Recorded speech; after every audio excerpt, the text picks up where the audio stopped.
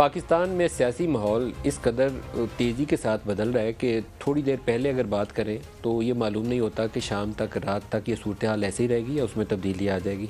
शाम में लाहौर में पाकिस्तान तहरीक इंसाफ वाले मीटिंग कर रहे थे और पिछले 2 रोज़ से इमरान खान जो बार बार एक बयान दोहरा रहे थे कि हम कौमी असम्बली में दोबारा जाएंगे ताकि केयर टेकर सेटअप जो बनना है उसके अंदर अपना हिस्सा डाल सकें। और पंजाब असम्बली की तहलील के बाद थोड़ा सा वो हाई नोट के ऊपर थे कि हमने एक ऑब्जेक्टिव अचीव कर लिया और जल्दी इंतखाबात की राह हमवार हो गई है। लेकिन आज जैसे ही शाम में उन्होंने प्रेस कॉन्फ्रेंस के अंदर अपना मुतालबा सामने रखा कि हम कौमी असम्बली में जाने से पहले एक कमेटी बना रहे हैं, परवेज़ खटक की सरबराही में, और आमिर डोगर उसके रुकन होंगे, और स्पीकर कौमी असम्बली से जाके मुलाकात करके उनसे मुतालबा करेंगे कि हमें opposition leader, public accounts committee और पार्लियामेंट्री लीडर की पोजीशन जो है वो हमारी जमात के हवाले की जाए, क्योंकि हम सबसे बड़ी अपोजिशन पार्टी बनते हैं कौमी असम्बली के अंदर। उससे चंद ही लम्हों के बाद, अभी वो प्रेस कॉन्फ्रेंस लाहौर में उनकी ख़त्म नहीं थी हुई, तो इस्लामाबाद से स्पीकर कौमी असम्बली ने 35 अरकान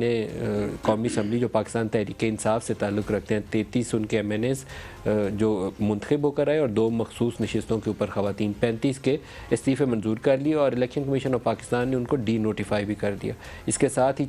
चीफ़ इलेक्शन कमिश्नर की आज एक बहुत ही अहम मुलाकात चीफ़ जस्टिस ऑफ पाकिस्तान से भी हुई। तो ये डेवलपमेंट्स जो हैं इंडिकेट करती हैं कि पाकिस्तान में 1 घंटा पहले की सूरत हाल को प्रेडिक्ट करना बहुत ही मुश्किल काम है। ऐसी तेज़ी से तब्दीली आ रही है कि आप मालूम ही नहीं है कि कल सुबह जब चढ़ेगी तो सूरत हाल क्या होगी। आज प्रोग्राम में हमारे साथ जो मेहमान शख्सियत है उनसे पूछेंगे कि असम्बलियों का मुस्तकबिल क्या है, कब इंतखाबात होने हैं, सियासी मंजरनामा क्या उसमें ठहराव आएगा। पाकिस्तान की मईशत जो है वो एक दोराहे के ऊपर खड़ी है। एक रास्ता हमें के ज़रिए आइंदा चंद सालों के अंदर अपने पाँव के ऊपर खड़ा होने में मदद दे सकता है और दूसरा रास्ता इसी बहरान को कंटिन्यू रख सकता है। हम कौन सा रास्ता चुनेंगे?